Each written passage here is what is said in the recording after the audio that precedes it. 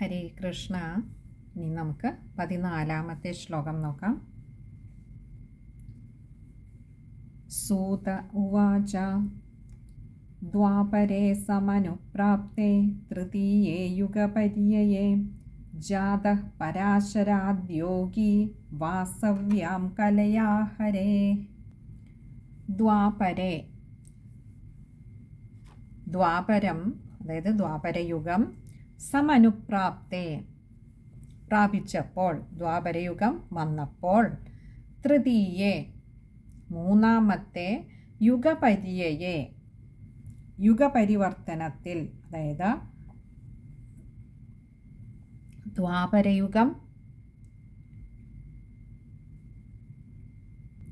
നമുക്കറിയാം 4 യുഗങ്ങൾ: കൃതയുഗം, ത്രേതായുഗം, ദ്വാപരയുഗം, കലിയുഗം.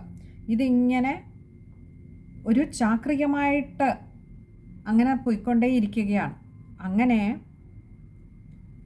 മൂന്നാമത്തെ ദ്വാപരയുഗം വന്നപ്പോൾ, ആദ്യം ഒരു വട്ടം കൃത, ത്രേത, ദ്വാപര, കലിയുഗങ്ങൾ ഒരു ചക്രം പിന്നിട്ടു, രണ്ടാമത്തെ ചക്രവും പിന്നിട്ടു. മൂന്നാമത്തെ ദ്വാപരയുഗത്തിൽ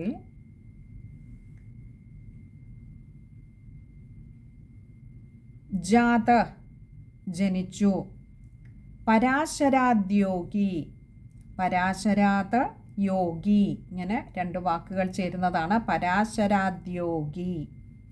യോഗി എന്ന് പറഞ്ഞാൽ യോഗിയായിട്ടുള്ള, ഒരു മഹാജ്ഞാനിയായിട്ടുള്ള വ്യാസഭഗവാൻ അല്ലെങ്കിൽ വ്യാസമഹർഷി ജനിച്ചു.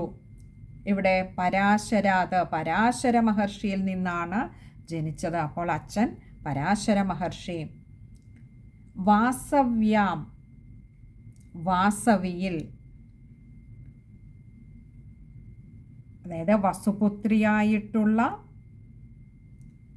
സത്യവതിയിൽ, വസുവെന്ന് പറയുന്ന രാജാവിൻ്റെ പുത്രിയായതുകൊണ്ട് വാസവി, അങ്ങനെയുള്ള സത്യവതിയിൽ പരാശര മഹർഷിയുടെ പുത്രനായിട്ട് മൂന്നാമത്തെ ദ്വാപരയുഗത്തിൽ വ്യാസഭഗവാൻ ജനിച്ചു, വ്യാസമഹർഷി ജനിച്ചു. കലയാ ഹരേ, കലയാ എന്ന് പറഞ്ഞാൽ ഭഗവാന്റെ അംശമായിട്ട്, അംശം കൊണ്ട്, ഹരേ എന്ന് പറഞ്ഞാൽ ഹരിയുടെ, ശ്രീഹരി ഭഗവാന്റെ അംശം കൊണ്ട് മൂന്നാമത്തെ ദ്വാപരയുഗത്തിൽ പരാശര മഹർഷിക്ക് സത്യവതിയിൽ പുത്രനായി വ്യാസഭഗവാൻ ജനിച്ചു. അപ്പോൾ ആദ്യത്തെ ചോദ്യം അതായിരുന്നു, വ്യാസഭഗവാനെ കുറിച്ചായിരുന്നു ശൗനകാദി മഹർഷിമാരുടെ ചോദ്യം. അതിനുള്ള ഉത്തരം ആദ്യമേ സൂതൻ പറഞ്ഞു കൊടുക്കുകയാണ്. ഈ വസു എന്ന് പറയുന്ന രാജാവ് അതൊരു നാട്ടുരാജാവായിരുന്നു. ആ നാട്ടിൽ ഒരിക്കൽ പരാശര മഹർഷി എത്തിപ്പെടുകയും അങ്ങനെ സത്യവതി എന്ന ഒരു മുക്കുവ സ്ത്രീയെ കാണുമ്പോൾ ഇഷ്ടം തോന്നുന്നു. അതായത് ഒരു ദ്വീപിൽ ഒരിക്കൽ പരാശര മഹർഷി എത്തിപ്പെടുന്നു. അവിടെ ഉപരിചരൻ എന്നു പേരുള്ള ഒരു മുക്കുവ നാട്ടുരാജാവ് പരാശര മഹർഷിക്ക് ആ ദ്വീപ് കടന്ന് അപ്പുറത്ത് പോകാൻ, അക്കരയ്ക്ക് പോകാനായിട്ട് ഈ ഉപരിചരൻ എന്ന് പറയുന്ന രാജാവിനോട്, മുക്കുവ രാജാവിനോട് സഹായം ചോദിച്ചപ്പോൾ അദ്ദേഹം ഭക്ഷണം കഴിക്കുകയായിരുന്നതുകൊണ്ടും പരാശര മഹർഷിക്ക് പോകാൻ തിടുക്കമുള്ളതുകൊണ്ടും കടത്തുന്നതിനായിക്കൊണ്ട് ആ കടത്തുവള്ളത്തിൽ സത്യവതി, തൻ്റെ പുത്രിയായിട്ടുള്ള സത്യവതിയെ പറഞ്ഞുവിടുന്നു. അങ്ങനെ സത്യവതി എന്ന മുക്കുവ സ്ത്രീയെ വളരെ സുന്ദരിയായിരുന്നു. ആ സത്യവതി എന്ന മുക്കുവ സ്ത്രീയെ തോണിയിൽ വെച്ച്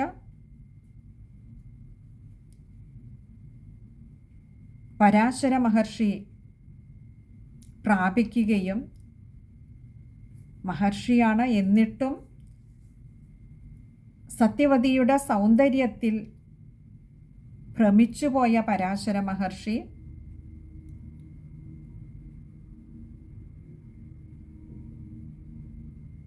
സത്യവതി എന്ന മുക്കുവ സ്ത്രീയിൽ ആ പ്രാപിച്ച ഉടനെ തന്നെ ഒരു പുത്രൻ ജനിക്കുന്നു. ആ ജനിച്ച പുത്രൻ സത്യവതിയെ പോലെ തന്നെ കറുത്ത നിറമായിരുന്നു. അതുകൊണ്ട് തന്നെ കൃഷ്ണനെന്നും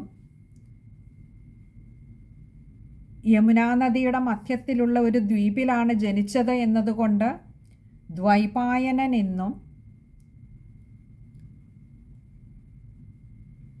പേരുവെച്ചു. അങ്ങനെ ജനിച്ച ഉടനെ തന്നെ വ്യാസമഹർഷി പെട്ടെന്ന് വളർന്ന് വലുതാവുകയും അമ്മയായ സത്യവതിയുടെ അനുഗ്രഹത്തോടു കൂടി തപസ് അനുഷ്ഠിക്കാനായിട്ട് പോവുകയും ചെയ്തു. അന്ന് സത്യവതിക്ക്, അമ്മയായ സത്യവതിക്ക് ഒരു വാക്ക് കൊടുത്തിരുന്നു. അമ്മയ്ക്ക് എപ്പോൾ എന്നെ കാണണമെന്ന് തോന്നുന്നുവോ എന്നെ ഒന്ന് സ്മരിച്ചാൽ മതിയാകും, ഞാൻ അപ്പോൾ അമ്മയുടെ സമീപത്തെത്തും എന്നൊരു വാക്ക് കൊടുത്തിട്ടാണ് പോയത്.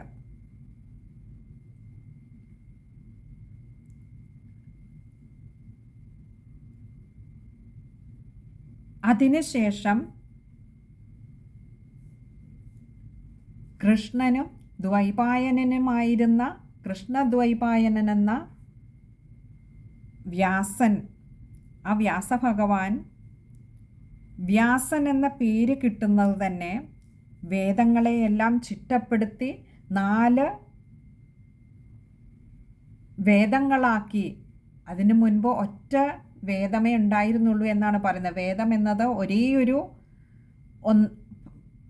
ഗ്രന്ഥമായി നിലനിന്നിരുന്ന കാലത്തു നിന്നും വേദങ്ങളെ ആ ശ്ലോകങ്ങളുടെ സ്വഭാവമനുസരിച്ച്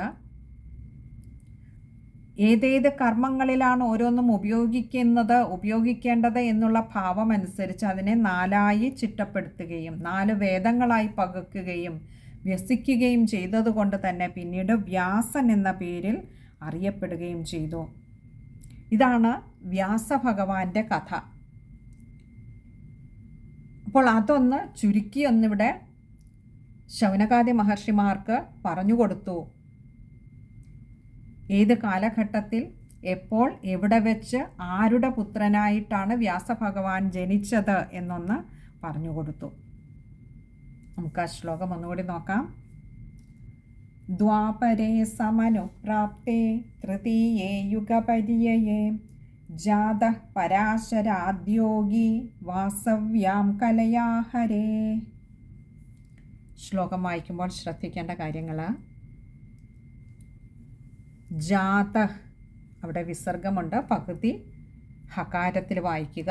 അതുപോലെ പരാശരാദ്യോഗി, പരാശരാത് യോഗിയാണ്. പദം പിരിക്കേണ്ട. ദ്യ എന്ന അക്ഷരം വായിക്കുമ്പോൾ യോഗി എന്നുള്ള വാക്കിന് മുൻതൂക്കം കൊടുത്ത് വായിച്ചാൽ മതിയാകും. അതുപോലെ ഹരേ എന്ന് പറയുന്നിടത്ത് യകാരം നീട്ടിയെടുക്കണം. വിസർഗമുണ്ട്, പകുതി ഹകാരത്തിൽ വായിക്കുകയും വേണം. ഇനി അടുത്തത് 15ാമത്തെ ശ്ലോകമാണ്. സ കദാചിത് സരസ്വത്യ ഉപസ്പൃശ്യ ജലം ശുചി വിവിക്തദേശാസീന ഉദിതേരവിമണ്ഡലേ. സ കദാചിത്, സഹ അവൻ, അതായത് ആ വ്യാസഭഗവാൻ, കദാചിത് ഒരു ദിവസം, സരസ്വത്യ സരസ്വതിയുടെ, അതായത് സരസ്വതി നദിയിലെ, ഉപസ്പൃശ്യ ജലം. ഉപസ്പൃശ്യ എന്ന് പറഞ്ഞാൽ അത് ഉപസ്പർശിച്ചിട്ട് എന്ന് പറഞ്ഞാൽ അതിൽ സ്നാനാദി കർമ്മങ്ങളൊക്കെ നിർവഹിച്ചിട്ട്. ജലം എന്ന് പറഞ്ഞാൽ ജലത്തെ, ശുചി എന്ന് പറഞ്ഞാൽ ശുദ്ധനായി വിവിക്ത ഏക ആസീന. വിവിക്ത അധികം ജനസഞ്ചാരമൊന്നും ഇല്ലാതിരുന്ന ഒരു സ്ഥലത്ത്, ഒരു വിജന സ്ഥലത്ത് ഏക ആസീന, ഏക എന്ന് പറഞ്ഞാൽ ഒറ്റയ്ക്ക്, ആസീന ഇരിക്കുകയായിരുന്നു. ഉദിതേ രവിമണ്ഡലെ, ഉദിതേ ഉദിച്ചപ്പോൾ, എന്ത്? രവിമണ്ഡലെ സൂര്യമണ്ഡലം ഉദിച്ചപ്പോൾ. അതായത് ഇവിടെ പറയുകയാണ്, ആ വ്യാസമഹർഷി, അങ്ങനെ തപസ്സിനായി പുറപ്പെട്ട വ്യാസമഹർഷി ഒരിക്കൽ രവിമണ്ഡലം ഉദിച്ചപ്പോൾ എന്ന് പറഞ്ഞാൽ സൂര്യോദയ സമയത്തിൽ സരസ്വതി നദിയിൽ ഇറങ്ങിയിട്ട് തൻ്റെ സ്നാനാദി നിത്യകൃത്യങ്ങളെല്ലാം ചെയ്തതിന് ശേഷം, നിർവഹിച്ചതിന് ശേഷം പരിശുദ്ധനായിട്ട് വന്ന്, ഇവിടെ പറഞ്ഞു ജനസഞ്ചാരമില്ലാത്ത ഒരു ദേശത്തിൽ, ഒരിടത്തിൽ എന്ന് പറഞ്ഞാൽ വ്യാസഭഗവാൻ പോയി ഇരുന്നത് ബദരിയാശ്രമത്തിലാണ്. അപ്പോൾ ബദരിയാശ്രമ സ്ഥാനത്ത് അവിടെ അധികം ആൾ സഞ്ചാരമില്ലാത്ത ഒരു ഇടമാണ്. അത്രയും ആത്മീയമായി ഉയർന്ന തലത്തിലുള്ളവർ മാത്രം ചരിക്കുന്ന ഒരു വഴിയാണ് ബദരിയാശ്രമത്തിൻ്റെ വഴി എന്ന് പറയുന്നത്. അപ്പോൾ അങ്ങനെയുള്ള ബദരിയാശ്രമത്തിൽ ഒരു ദിവസം അങ്ങനെ ഏകനായിട്ട് അവിടെ അങ്ങനെ ഇരിക്കുകയായിരുന്നു.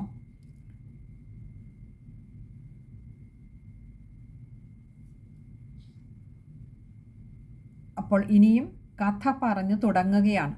എങ്ങനെയാണ് ഭാഗവതത്തിലേക്ക് വ്യാസഭഗവാൻ എത്തിച്ചേർന്നത് എന്നുള്ള ചോദ്യത്തിനുള്ള മറുപടിയിലേക്ക് കടക്കുകയാണ്.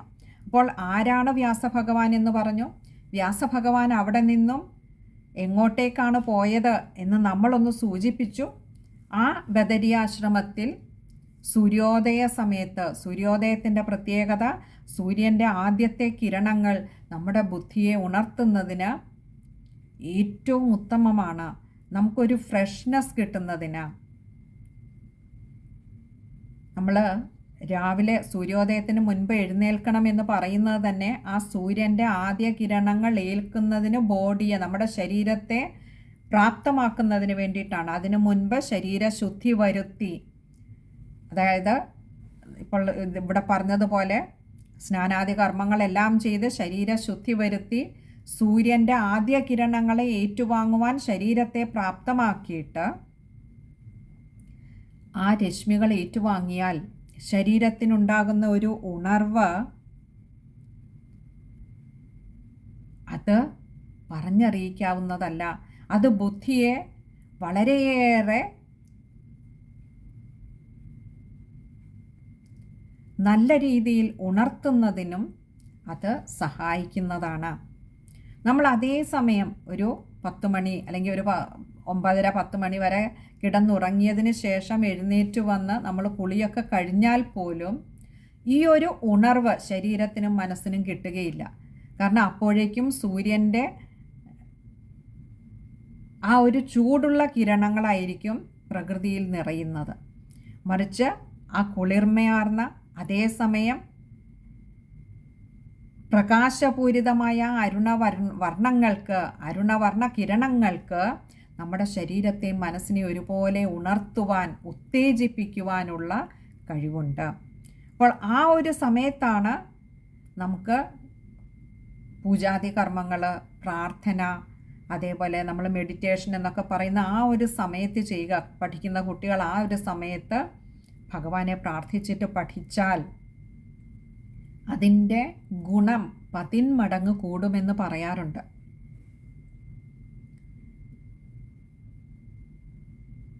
ഇവിടെയും വ്യാസഭഗവാൻ അവിടെ ബദരിയാശ്രമത്തിൽ വന്ന് ഏകനായിട്ടിരുന്നു എന്ന്, അല്ലെങ്കിൽ ഏകനായിട്ടിരിക്കുകയായിരുന്നു എന്ന് പറഞ്ഞു. ഇനി ബാക്കി നമുക്ക് അടുത്ത ശ്ലോകത്തിലൂടെ ആ കഥ നമുക്ക് കാണാം. ശ്ലോകം ഒന്നുകൂടി നോക്കാം. സ കഥാചിത് സരസ്വത്യാ ഉപസ്പൃശ്യ ജലം ശുചി വിവിക്തദേശാസീന ഉദിതേ രവിമണ്ഡലേ. ശ്ലോകം പൊതുവെ എളുപ്പമുള്ള ഒരു ശ്ലോകമാണ്. അതിൽ പ്രത്യേകിച്ച് തെറ്റ് വരാനുള്ള വാക്കുകളൊന്നുമില്ല. ഇനി അടുത്ത നമുക്ക് 16-ാമത്തെ ശ്ലോകമാണ്. ഭഗവാൻ അനുഗ്രഹിച്ചാൽ അത് അടുത്ത സത്സംഗത്തിൽ കാണാമെന്ന് കരുതുന്നു.